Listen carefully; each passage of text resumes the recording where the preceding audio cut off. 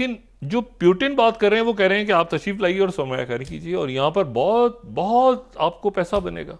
उन्होंने एक ट्रंप को एक ऐसी डील ऑफर की है जिसके नतीजे में अगर ट्रंप उसे कबूल कर लेते हैं तो उसके नतीजे में वो जो यानी खुद अमेरिकन कंपनी, ये उन्होंने यूरोप को नहीं ऑफर किया, ये बात इंटरेस्टिंग है, उन्होंने यूरोप को नहीं ऑफर किया प्यूटिन ने, ये खास उन्होंने ऑफर किया है ट्रंप को कि अमेरिकन अगर यहाँ के काम करना चाहें तो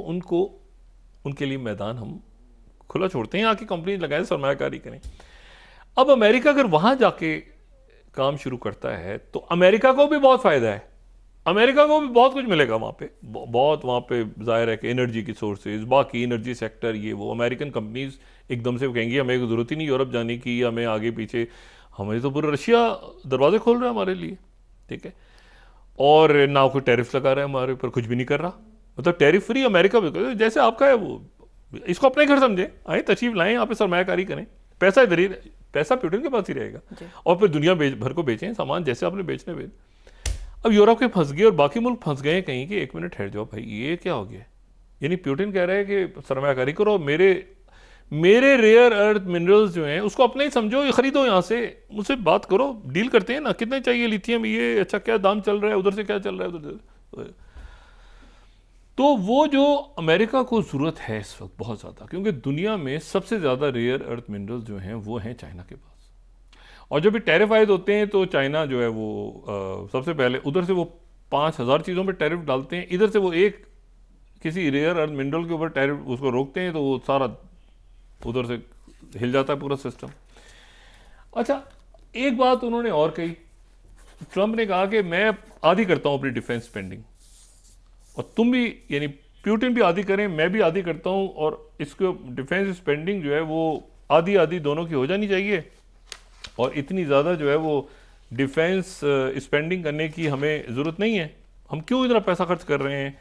जो है वो असले पे और लड़ाई झगड़े पे और इस पे और उस पे, सारी उन्होंने कहानी डाली। अच्छा, इसके ऊपर जो है वो अमेरिका जो है, जाहिर है अगर हम ये स्लाइड देखें, इसमें वक्त भी जाने से पहले मैं चाहूँगा सिर्फ इसको मैं क्लोज कर लूँ इस बात को, जो डिफेंस स्पेंडिंग वाली जो एक स्लाइड है अभी जो international institute of strategic studies की है, जिसमें ये, हाँ ये अगर हम दिखा सकें तो ये 6 स्लाइड, तो ये जो है ये इंटरनेशनल इंस्टीट्यूट ऑफ सिक्स्थ, ये जो 2024 की डिफेंस स्पेंडिंग है, तो अमेरिका तो सबसे ज़्यादा खर्च कर रहा है ना, 968 बिलियन, 968 बिलियन अमेरिका खर्च कर रहा है। ये आप जरा दुनिया के डिफेंस एक्सपेंडिचर देखें, चाइना कर रहा है 235, यानी अमेरिका, चाइना, रशिया कर रहा है 146। आप जरा तीनों ये बड़े मुल्कों की अगर आप ये कंपेयर करें तो आपको लगेगा कि भाई एक मिनट, अमेरिका है 968 बिलियन पे, रशिया जो है वो है 146 पे, और चाइना जो है वो है 235 बिलियन पे। अमेरिका कितनी डिफेंस पे एक्सपेंडिचर हो रहा है। अच्छा, अब इन्होंने कहा कि तुम आधे करो मैं भी आधे करता हूँ, प्यूटिन ने कहा मुझे कोई मसला नहीं है, और चाइना से भी चाइना की तरफ से भी वजाहत आई, ये चाइना ने वजाहत की कि ये बड़ा अच्छा है कि रशिया और अमेरिका के दरमियान बात हो रही है और अमेरिका अपना डिफेंस आधा कर रहा है, रशिया के उन्होंने ऑफर किया, लेकिन चाइना की ऑलरेडी डिफेंस स्पेंडिंग बहुत कम है, बहुत ही कम है, और चाइना के सिक्योरिटी कंसर्न बहुत ज़्यादा हैं, और अमेरिका अपने साथ चाइना की डिफेंस स्पेंडिंग को कंपेयर ना करे, हमारी पहले ही बहुत कम है भाई, उनकी है 968, हमारी है 235, तो चाइना की तरफ से वजाहत हुई है कि इसको मतलब है कि हम इसको खुशामदीद भी कहते हैं, बड़ी अच्छी बात हुई है, प्रेसिडेंट ट्रंप ने अच्छी बात की है, वो अपनी डिफेंस स्पेंडिंग आधी करते हैं, प्रेसिडेंट प्यूटिन करना चाहते हैं वो भी करते हैं, हमारी तो पहले ही बहुत कम है, जो जहाँ पे चाइना खड़ा है तो हमारी तो डिफेंस स्पेंडिंग पहले ही कम है, लेकिन उन्होंने इसको खुशामदीद कहा है। और यहाँ पर अब जो है वो नेटो तो ख़त्म, नेटो को अब भूल जाए, नेटो नाम की कोई चीज़ नहीं, अभी आर्मी ऑफ यूरोप भी नहीं है, ये नेटो भी नहीं है, ये जो है ये EU भी नहीं है, ये अब एक कुछ इसमें कुछ चूचू का मुरब्बा बना हुआ है फिलहाल, अब इस मुरब्बे में से क्या निकलता है उस पर हम बात करते रहेंगे आने वाले दिनों में, लेकिन लफ्ज़ नेटो,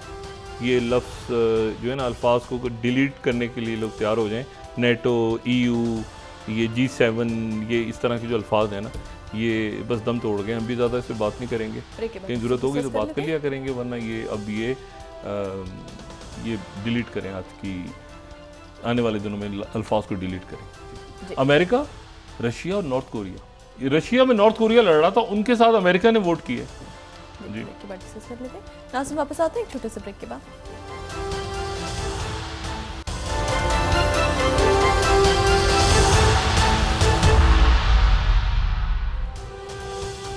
वेलकम बैक नाज़रीन। डॉक्टर साहब, ज़राए के मुताबिक तनख्वाहदार तबके को जो रिलीफ है वो IMF की रजामंदी से मशरूत होगा, जो हुकूमत IMF ने, मैं इस पर बात नहीं करूँगा ज़्यादा, IMF कह के गया था कि आप अपने अखराजात को कम करें, और अखराजात ये जो पिछले 2-4 महीनों से आप अखबारों के इश्तिहारात और ये क्रिकेट टीम और स्टेडियम बन रहे हैं और जनाब पूरे मुल्क में, ये आवाम का पैसा है, ये टैक्स पेयर्स का पैसा है। यानी जो लोग इस मुल्क में टैक्स देते हैं वो इसलिए नहीं देते कि मतलब वो शायद उनके जहन में आता हो कि कभी कोई सरकारी अस्पताल में कोई दवाई मिल जाएगी उन्हें, या उन्हें किसी स्कूल में उनका बच्चा कोई पढ़ लेगा, कोई यूनिवर्सिटी बन जाएगी। आप देखें ये टैक्स पेयर्स का पैसा पिछले चंद महीनों से या सालों से ज़ाया कहाँ हो रहा है, और आप इस पर एक लफ्ज़ नहीं उठा सकते, क्योंकि आप लफ्ज़ उठाएंगे तो वो तो लीगलाइज हुआ हुआ सारा। मैंने आपसे पहले बात की थी। तो अब IMF आके बात करेगी इनसे, और वो आगे आप देखें कि इससे ये कैसे आगे सारा अरेंजमेंट चलता है। तो इसमें जो इम्पोर्टेंट बात है वो ये है कि उन्होंने कहा था कि आप अपने अखराजात को कम करें, और उन्होंने अब कहा कि अवाम पे अखराजात नहीं डालने और तनख्वाहदार तबके में तो किस पे डालने हैं। अच्छा, तो इशू ये सारा कि जो एक तो ये वो नेटो है जो ख़त्म हुआ, जो कि एशियन नेटो जो जापान में अपना ऑफिस खोल रहा था, वो अब उससे ये पूछा जा रहा है कि अब यूक्रेन में भी दफ्तर रहेगा कि नहीं रहेगा आपका, ठीक है ना। और वो जो मुल्क जो ईस्टर्न फ्लैंक में जो ईस्टर्न फ्लैंक के जो मुल्क थे जहाँ एक्सपेंशन हुई रैपिडली 90 की दिहाई में और फिर 2004 में ख़ास तौर पे या उसके बाद, तो वो तो इस वक्त मेरा नहीं ख्याल कि उनको रशिया से कोई प्रॉब्लम थी या होनी चाहिए। रशिया तो देखें कोई वेस्ट की तरफ उनका एक्सपेंशन का प्लान नहीं था, और इसीलिए चाइना जो है वो यूरोप से बात कर रहा है। चाइना के बड़े अच्छे ताल्लुकात हैं। चाइना जो है वो उस स्पेस को ऑक्यूपाई कर रहा है जो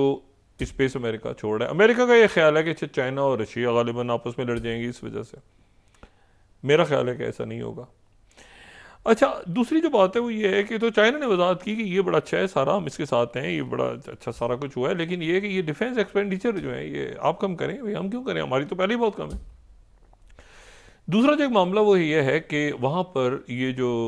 अब देखें, अब चूँकि ये बात है इस तरह से तो कहते हुए तो बड़ी तकलीफ होती है, लेकिन ये कि डेड बॉडीज़ का तबादला जो होना है ये बड़ी एक अजीब एक बस लेकिन एक है सारा सिलसिला उस जंग में। अब यह है कि वो जो पहला मरहला था गज़ा सीज़ फायर का, उसमें उन्होंने तो रिहा कर दिए लोग, और उन्होंने जो है वो जो बाकियात थी वो भी दी, लेकिन एक सेरेमनी की उसके बाद यहाँ से कैदी रिहानी हुए 602। अब मसला अटका हुआ है, फंसा हुआ है मसला, क्योंकि इन्होंने कहा कि जी ऐसा है कि आप वो सारे के सारे एकदम करें, यानी पहला मरहला मुकम्मल हो चुका है तकरीबन। अब उसमें क्या होना है, इधर से 602 कैदी रिहा होने हैं और उधर से उनकी तरफ से 4 लोगों की बाकियात जो हैं डेड बॉडीज या जो भी उनकी वो वापस होनी है। यानी